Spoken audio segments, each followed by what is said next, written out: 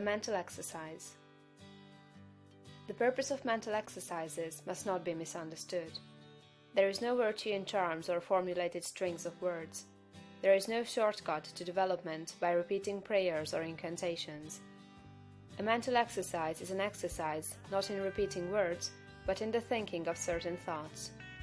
The phrases that we repeatedly hear become convictions, as Goethe says, and the thoughts that we repeatedly think become habitual, and make us what we are. The purpose in taking a mental exercise is that you may think certain thoughts repeatedly until you form a habit of thinking them. Then they will be your thoughts all the time. Taken in the right way and with an understanding of their purpose, mental exercises are of great value, but taken as most people take them, they are worse than useless. The thoughts embodied in the following exercise are the ones you want to think. You should take the exercise once or twice daily, but you should think the thoughts continuously. That is, do not think them twice a day for a stated time, and then forget them until it is time to take the exercise again. The exercise is to impress you with the material for continuous thought. Take a time when you can have from 20 minutes to half an hour secure from interruption, and proceed first to make yourself physically comfortable. Lie at ease in a Morris chair, or on a couch, or in bed. It is best to lie flat on your back. If you have no other time, take the exercise on going to bed at night and before rising in the morning. First let your attention travel over your body from the crown of your head to the soles of your feet, relaxing every muscle as you go. Relax completely. And next, get physical and other ills off your mind.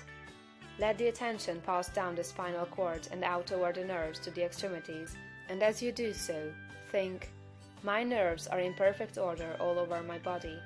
They obey my will, and I have great nerve force." Next, bring your attention to the lungs and think, "I am breathing deeply and quietly, and the air goes into every cell of my lungs, which are in perfect condition. My blood is purified and made clean." Next, to the heart. "My heart is beating strongly and steadily, and my circulation is perfect, even to the extremities." Next, to the digestive system. "My stomach and bowels perform their work perfectly. My food is digested and assimilated, and my body rebuilt and nourished. My liver, kidneys, and bladder each perform their several functions without pain or strain. I am perfectly well. My body is resting, my mind is quiet, and my soul is at peace. I have no anxiety about financial or other matters. God, who is within me, is also in all things I want, impelling them toward me. All that I want is already given to me. I have no anxiety about my health, for I am perfectly well. I have no worry or fear whatever. I rise above all temptation to moral evil. I cast out all greed, selfishness, and narrow personal ambition.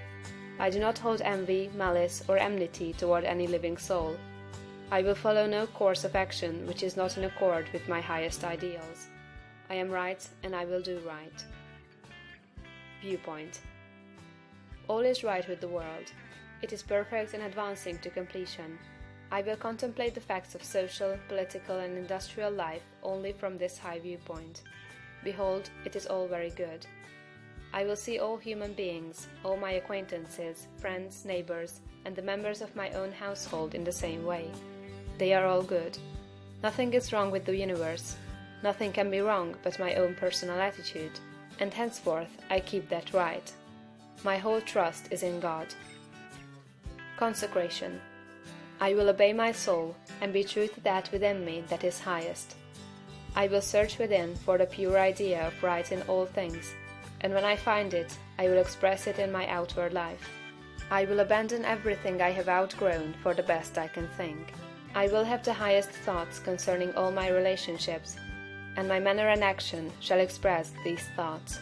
I surrender my body to be ruled by my mind. I yield my mind to the dominion of my soul, and I give my soul to the guidance of God. Identification. There is but one substance and source, and of that I am made, and with it I am one. It is my Father. I proceeded forth and came from it. My Father and I are one, and my Father is greater than I, and I do his will. I surrender myself to conscious unity with pure spirit. There is but one, and that one is everywhere. I am one with the eternal consciousness. Idealization.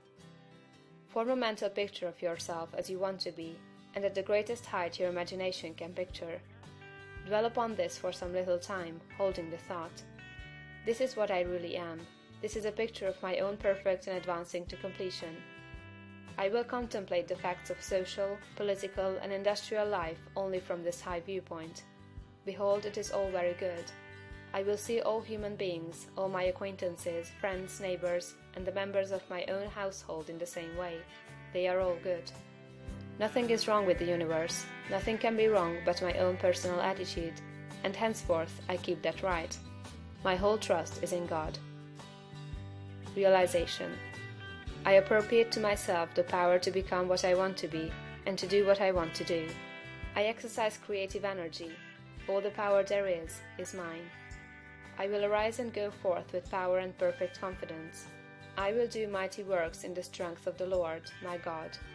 I will trust and not fear, for God is with me.